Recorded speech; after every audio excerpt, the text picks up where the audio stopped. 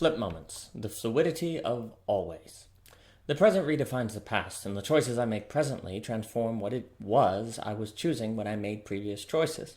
If I choose to go to college and meet the woman I am going to marry there, college suddenly becomes the place where I met my wife, as if it was always that place. It's as if the moment reached back in time and redefined everything that was, is, and would be, changing what I chose when I chose to attend college. This is what I call a flip moment, a redefining experience that changes what is as if what is was always such. In a way, every moment is a flip moment. Every present action redefines what is in light of that action as if what is was always going to be such. If I choose to fill a cup, I have with juice. When I chose to take a cup earlier to fill it with water, I was actually taking the cup to fill it with juice. Though I intended to drink water when I took the cup, I was choosing to drink something else, as if it was always such. When I stand up instead of sit, it is suddenly as if everything that led me to this moment was leading me to stand. When had I chosen to stay seated, it would have been as if everything that led me to the present was leading me to sit. My present choices always redefine always.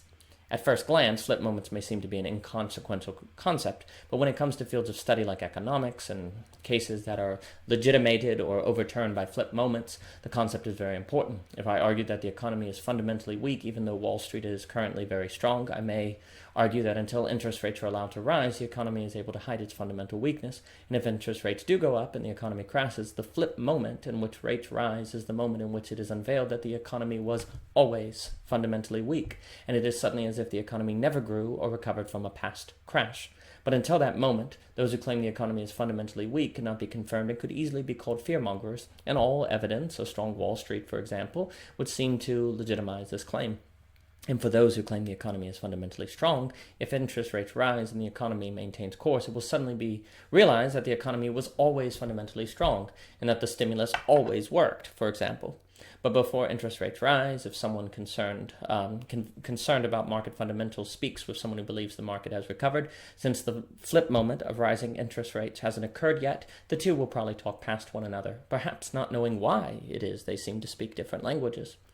Evidence for a strong economy won't be legitimate in the eyes of the person who thinks the market is fundamentally weak, as evidence against the strong economy won't stand up to the person believing in economic growth. The flip moment is needed to end the debate, and until that moment, it's not clear which case phenomenon function as evidence toward, seeing as phenomenon do not wear on their face what case they justify. Flip moments change what phenomenon are evidence toward, as if they were always toward it. And when it comes to economics and other fields, cases are usually contingent upon some flip moment when a given case and interpretation of phenomenon into evidence toward X are justified. Failure to realize this has contributed to disagreeing thinkers talking past and vilifying one another, as well as contributed to a lack of healthy and humbling uncertainty in our world where uncertainty is life. Section 1. The image I have in mind when I use the phrase flip moment is of a switch being flipped to send a train down one track versus another. And from that moment, it is as if the train was always going to travel down that path, as if there was never the possibility of going another way, and as if there was never a moment when it was equally possible for the train to go the other way. That possibility moment is suddenly eclipsed by the flip moment into meaningless and non-being, as if it could have never been real.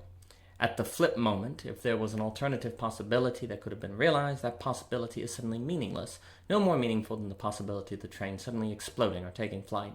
At every moment there are countless possibilities, but not all possibilities are equally possible. Some are more potentially real than others. But once a possibility is realized, the more realistic possibilities blur out of distinction with the less realistic possibilities, and hence fade from meaningful consideration. But there was still once a time when the consideration was meaningful, and if this is forgotten, future decision-making might be less effective, for we will think the right course is always the right course, when this always is an illusion of hindsight. We likely fumble with indecision more than it seems. As a train approaches where there is a switch in the tracks, as determined by a flip of the switch, given that they absolutely didn't know one way led to certain death, the conductors could make a good argument that the train should go either way. Both directions are equally feasible before the flip moment, even if one way is actually better. Before the flip moment, the train is in a state of bofness, if you will, like Schrodinger's cat. It can go either way. Once the train travels one way, though, it establishes a causal link between the past events that brought the train to its present and the direction the train chose to travel in. Suddenly, the events cause and effect, as if necessarily so. When had the train gone another way, the events that would have causally happened would be different and yet equally seem necessarily so, as if they always had to turn out as they did. Phenomenological reality never appears to us as potential. It always appears to us as realized. And so, reality always appears to us dressed in determinism, causality, per se. It always strikes us as necessarily the way it is, and as if it was always going to turn out the way it turned out. And this fools us.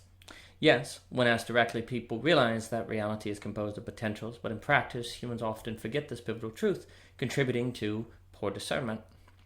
Though potentiality is an integral dimension of reality, we never experience it directly. We always experience it behind a mask of non-potentiality, the realized and or the actual.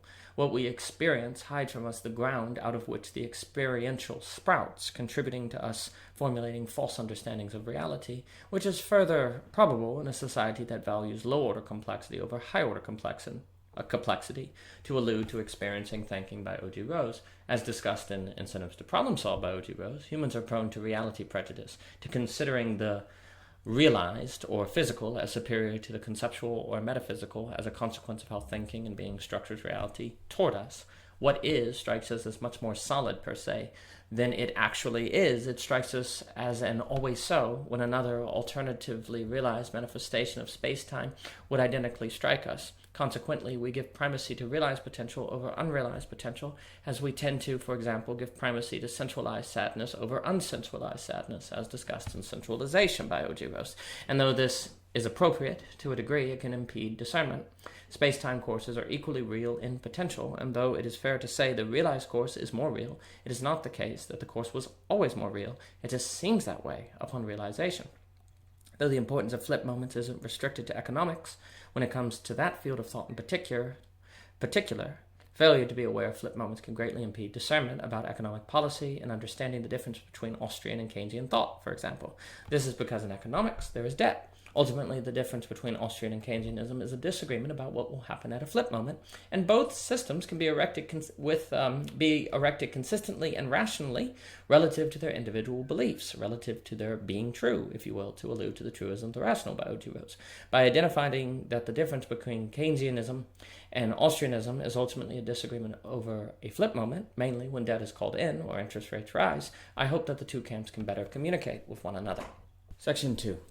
The moment in which it is unveiled that debt is investment is the same moment when it is unveiled that debt is spending. The moment that unveils a growing Wall Street is evidence of an actually growing economy, is the same moment that may unveil a growing Wall Street is evidence of an artificially stimulated economy, like the apocalypse could unveil God's existence. The evidence for or against either Austrian or Keynesian economics is relative to the flip moment, the event in which evidence for X is confirmed as evidence for X, or that evidence of X is unveiled to actually be evidence for Y, as if such was always the case. And in fact, it was always the case, in a sense, but it wasn't until the flip moment that what constituted always could be discerned. The ability to determine what is always true sometimes takes time to develop. But can't it be determined what will happen in a flip moment ahead of time? Can't you tell, for example, if you'll be able to finance your debts when the debts are called in?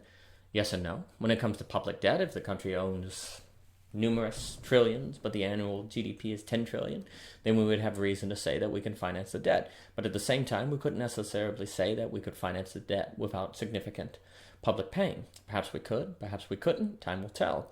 Furthermore, when that much money is in question, it becomes increasingly difficult to keep up with it all, and to know for sure what percent of the debt is spending versus what degree is investment. Overall, when there is debt, there is uncertainty at best. It seems there can be educated guesses about the degree the debt is financing growth that can cover the costs. Furthermore, if I believe spending $1 million now will lead to the creation of $5 million tomorrow, there is a period of time between the initial payment and the return, and a person will only receive the return if what the person assumes will happen in fact happens, which is not completely certain until the flip moment.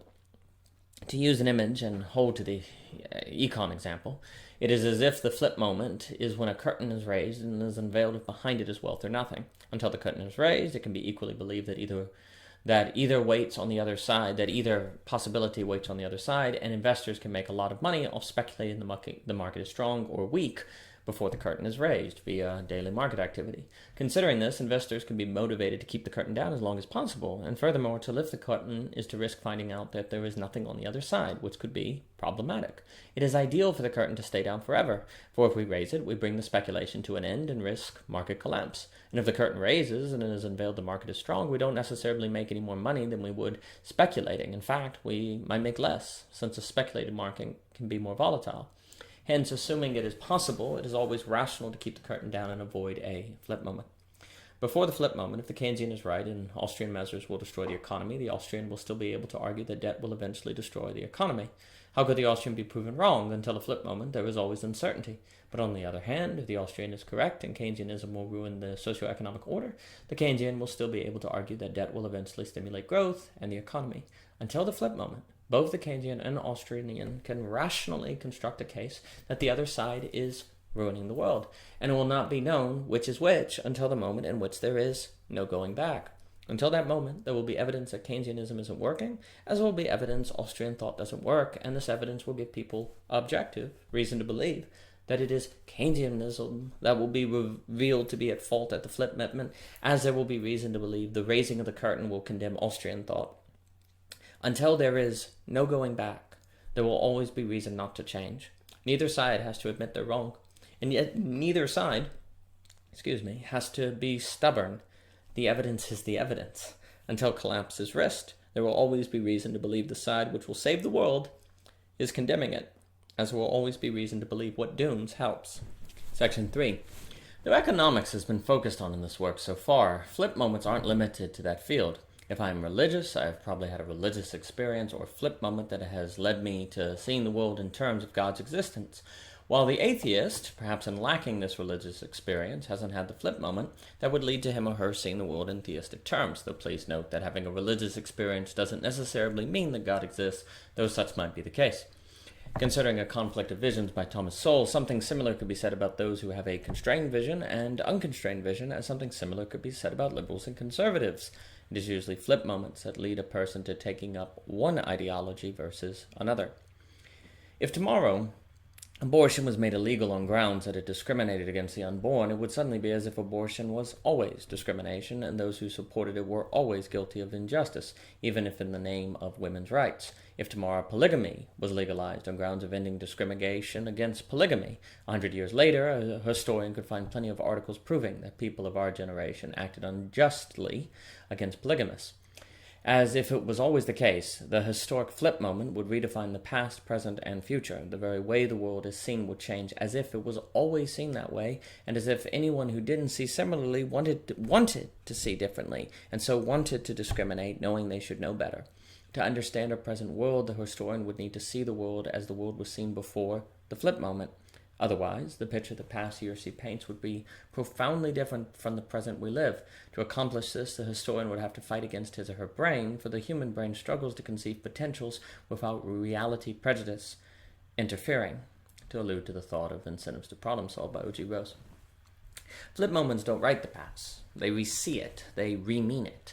They change what events, actions, words, people, and the like signify. They don't change what happens, what is said, or who exists. The change is fluid and invisible.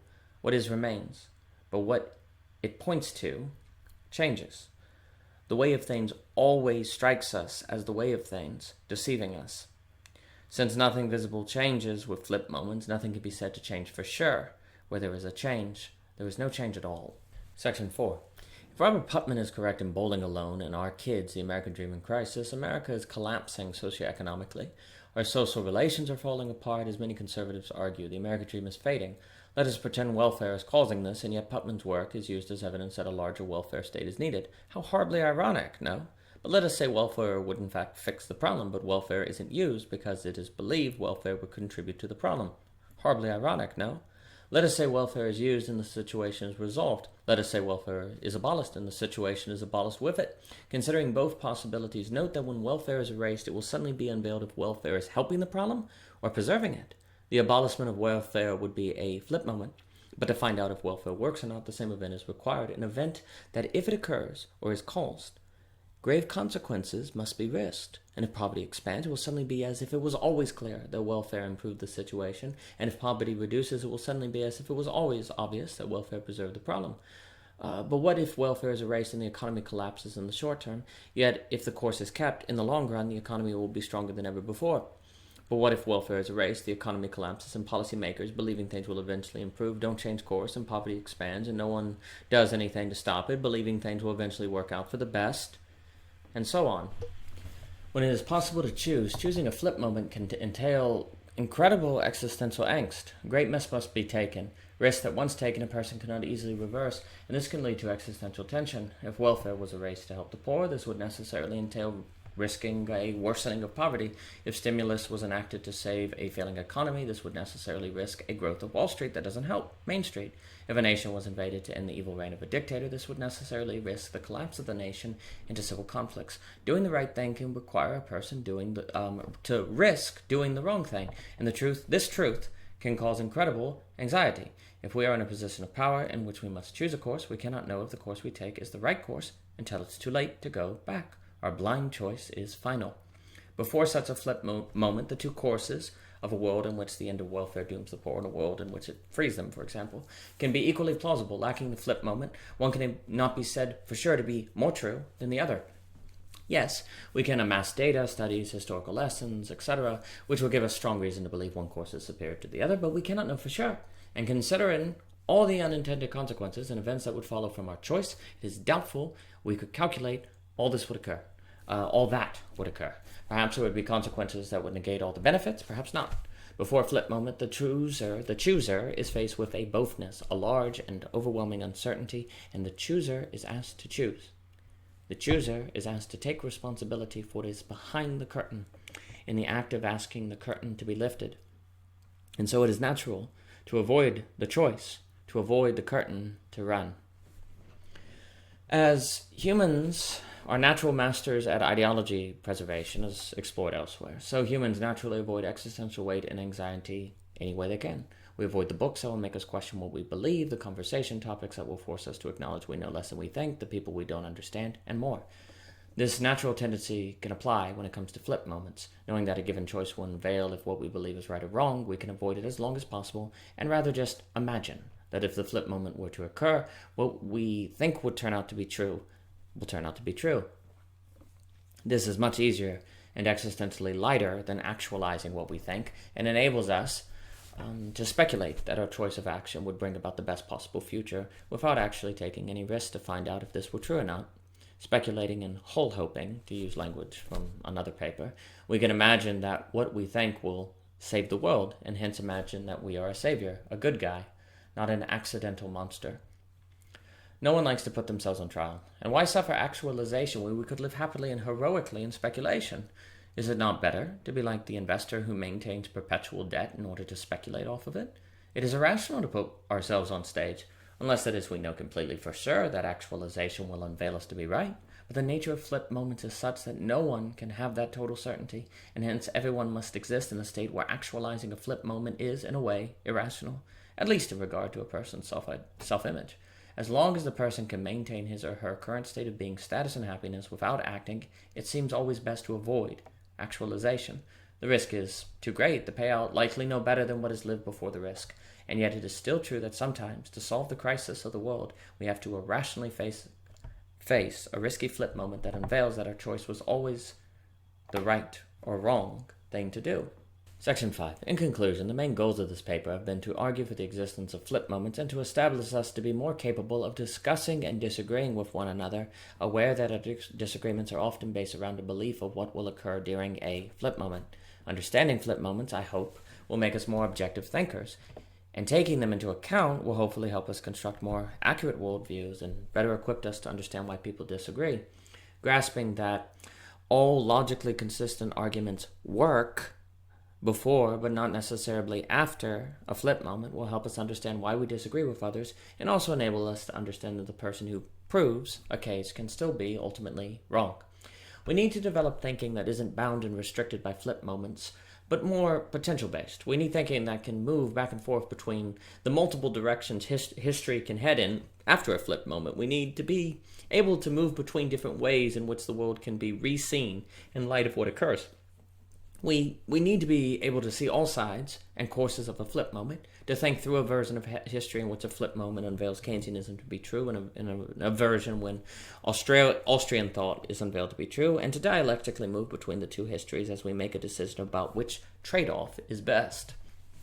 We need to develop dynamic thinking. We need to become comfortable with potentiality and overcome reality prejudice. The world isn't necessarily or always the way it is, only feels such. The world is realized out of potentiality. Failure to learn to think in terms of potential has taken from us the capacity to understand the ground out of which life sprouts. Consequently, our flowers of thought are without soil. They lack ground to support them. For more about OG Rose, please visit ogrose.com. Please like and subscribe to our YouTube channel, Instagram, Facebook. All of that helps a lot. And thank you for your time.